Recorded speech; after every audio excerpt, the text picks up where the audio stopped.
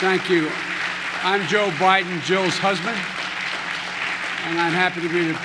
Please sit down. You know, since Jill and I were doing some of the breakout sessions and roundtables, I asked some of the facilitators and staff how to go, and one of them said, it must have gone all right, they're all still here. Thank you, thank you, thank you, thank you. Some of the best minds in the country are in this room, present company excluded, but seriously, all of you, from industry, from science, technology, researchers, patient advocates. I don't know this for a fact, but I'm told this is the first really full-blown collaboration where all the stakeholders were in one room, one place, one time, and I can't tell you how much I appreciated it, and I can't tell you how much I learned today in the 2 breakout sessions I attended. I mean, I'm not being solicitous, and I've been working like the devil at this for a long while now, but I constantly am learning from all of you, and so I want to thank you.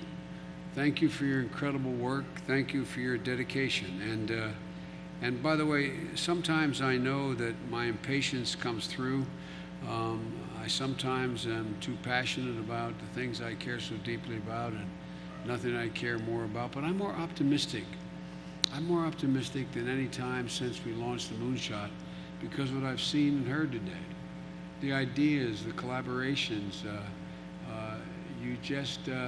You just heard from my executive director, Greg Simon. These are a down payment on the effort that is needed to truly make a difference in cancer. And I know this sounds like hyperbole, but the whole world is counting on this. I mean that sincerely. Everywhere I go in the world, and I've been around a long time, as Jim knows, I've traveled over 1,100,000 miles just since being vice president. There is literally not a single world leader that I haven't known or met in the last 38 to 40 years. And as I go around the world today, all parts of the world, I go for other reasons. This is what they raise with me. They know about what you're doing. They know about what we're trying to do. And it is, and they want to collaborate as well. So, you know, in my discussions with the patient groups and industry leaders, scientists, physicians, there was a clear sense of, let's get it done now. There's so much we can get down. Data standards. The first meeting we had, I thought, was extremely, extremely useful with the industry community and others, is that we can get new data standards. We can do it now. There's better ways to do combination drug therapies. We can do it now. We, the federal government, can help or get out of the way in many cases. New ways to price drugs based on value, so they can be affordable, and we still reward innovation. And we can do that now. I promise you that we're going to follow every one of the ideas you've raised in these breakout groups, and we're going to try to make them realities as rapidly as we can. Remember, cancer never quits.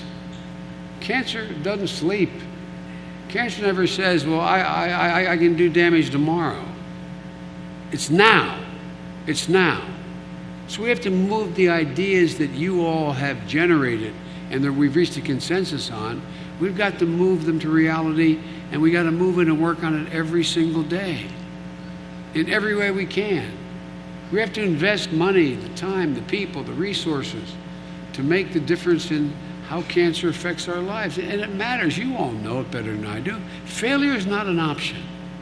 You know, when has it ever been in the United States of America that a challenge is put forward and Americans went, well, let me see. I'm not so sure we can do that. I'm not so sure we can invest in that. My God, this is the United States of America. And every day here and around the world, thousands of people are dying. Millions of people are desperately looking for hope. You know it. You deal with them every day. They're looking for hope. They don't give up. They hang on. They're like our son at the last days. Dad, I'm not afraid. I'm okay. Keep going.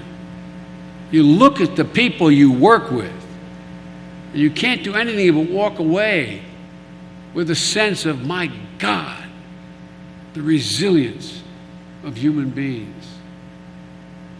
My mother used to say, bravery lies in every heart, and someday it will be called upon.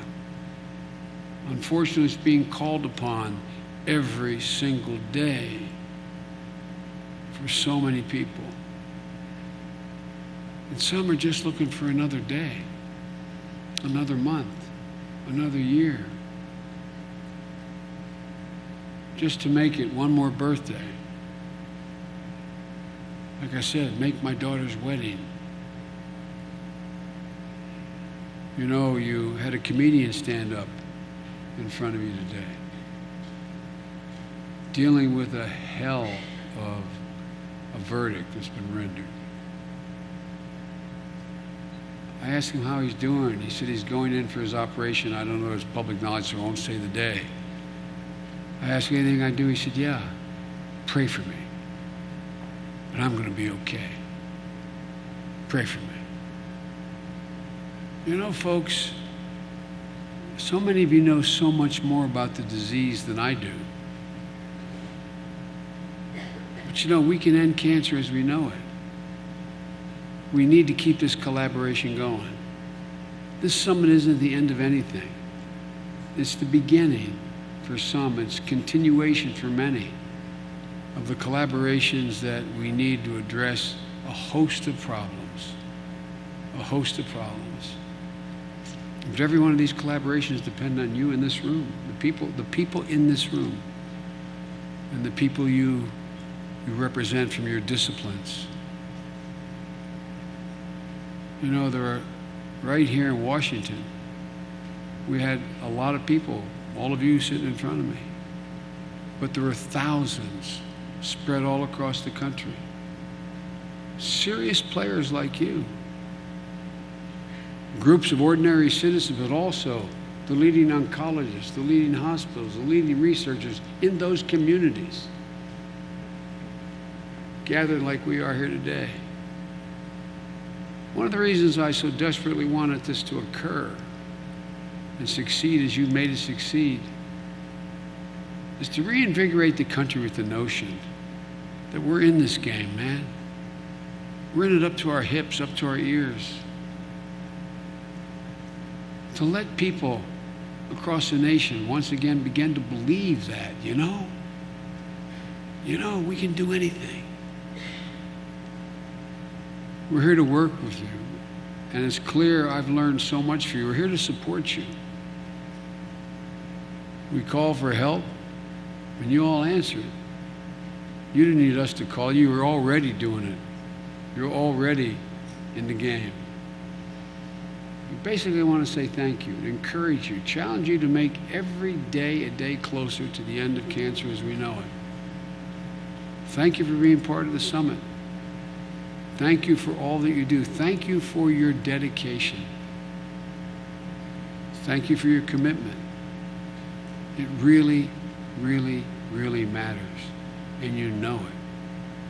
I served years ago as a young 30-year-old senator with a guy who was a great guy. I didn't agree with him much on anything philosophically, but he was a man of great character, Barry Goldwater. Remember that expression? None of you women are old enough to remember, but some of you men may remember, and it's been handed down if people don't know who said it now. But he said, in your heart, you know I'm right. Well, I think he was wrong about his policies, but the phrase, in your heart, you know, in your heart, you know what I'm saying is true. In your heart, you know, if we collaborate, if we share, if we move, if we unite, we can actually change people's lives in a more profound way than we've been able to do any time up to now. So I just want to say, God bless you all for what you do, who you are, and the capacities you bring to this fight. And may God protect our troops. Thank you so, so very much.